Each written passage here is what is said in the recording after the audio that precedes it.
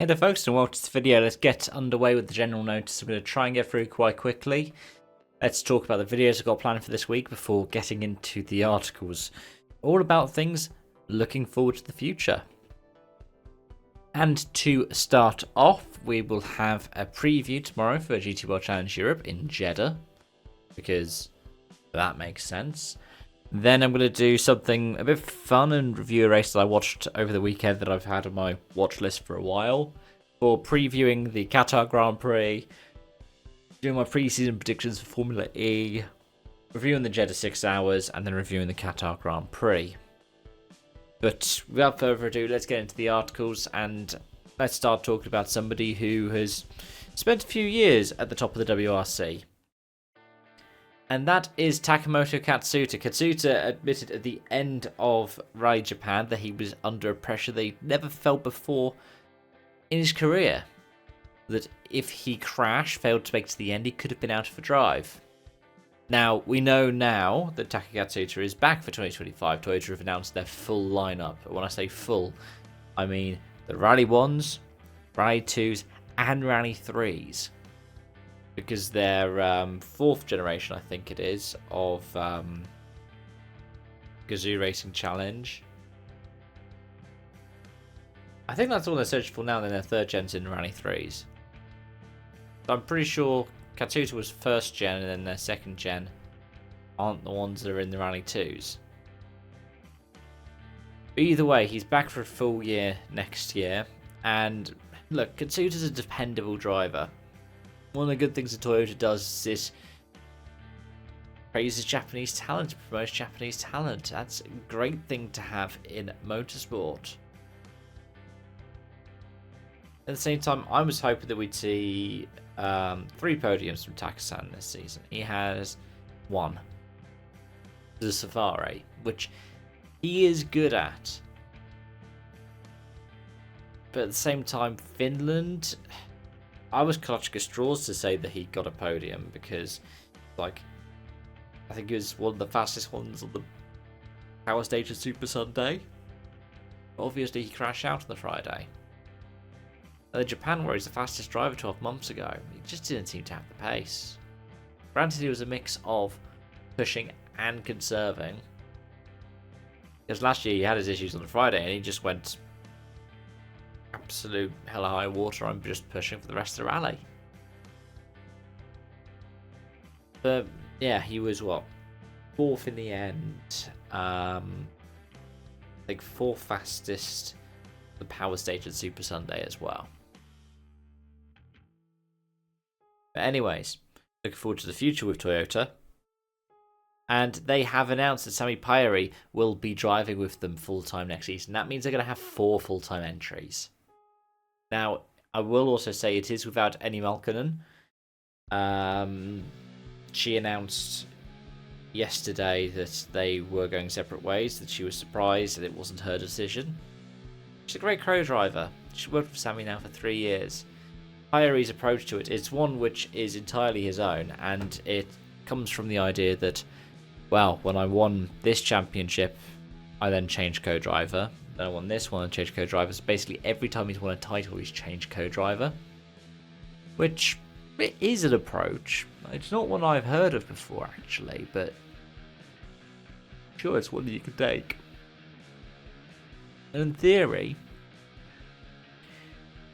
by taking that approach, he will be able to link up with somebody who's got experience with Rally 1.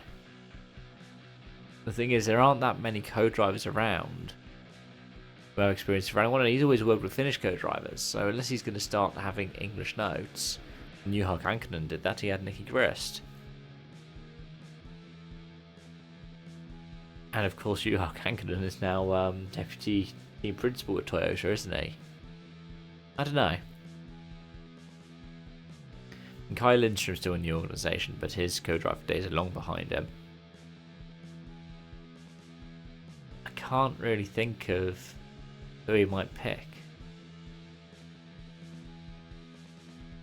Maybe someone like Markkula? Anyways, 4 full-time drivers. Pajari is joining the lineup of Katsuta, Everton, and Rovanperä. with OJ going to select events as part-time drivers. So sometimes we'll have 5 Toyotas next season. I know we had 4, but having all 5, that'll be cool. That is going to be cool. It'd be nice to see Hyundai and M Sport stepping up as well with their numbers. We can have more than 10 Rally 1s at the start of some of these events next season. The proof that the formula's going well. And I wonder if this is something that Toyota have now been happier to do since the hybrid's gone, because it's so much cheaper. And well, speaking of a sport that's got hybrid, and speaking of changes that have been happening in motorsport, let's look forward to this. Cadillac, well, General Motors, is joining F1 with the Cadillac brand in 2026. A statement from Formula One reads that Formula One maintained a dialogue with General Motors, partners at TWG Global, regarding the viability of an entry following the commercial assessment decision made by Formula One in January 2024. Over the course of this year, they have achieved operational milestones and made clear their commitment to brand the 11th team GM Cadillac, and that GM will enter as an engine supplier at a later time. Formula One is therefore pleased to move forward with this application process and will provide further updates in due course. Now, I'm going to say for my pre-season prediction, where I said that Andretti wouldn't get an approval on his F1 team, they still didn't. Because after all, Andretti himself has now moved aside, right? So this is the GM Cadillac entry getting approved, and it might end up being the Andretti Autosport run entry. They were always going to work together on it. Could also not be. But what it highlights is how key that General Motors branding is. And the question is, what's going to happen?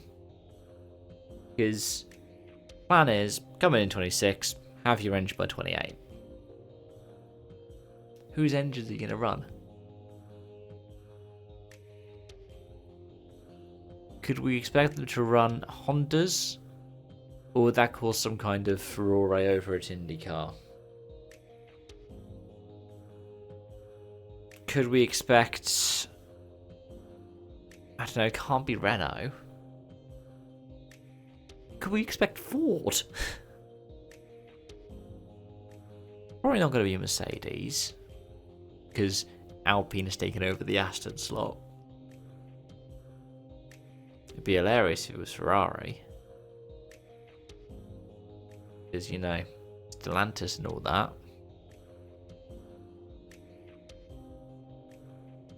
I don't really know. Let me know your thoughts on that one in the comment section down below. And on that note, thank you for watching. Thank you for joining.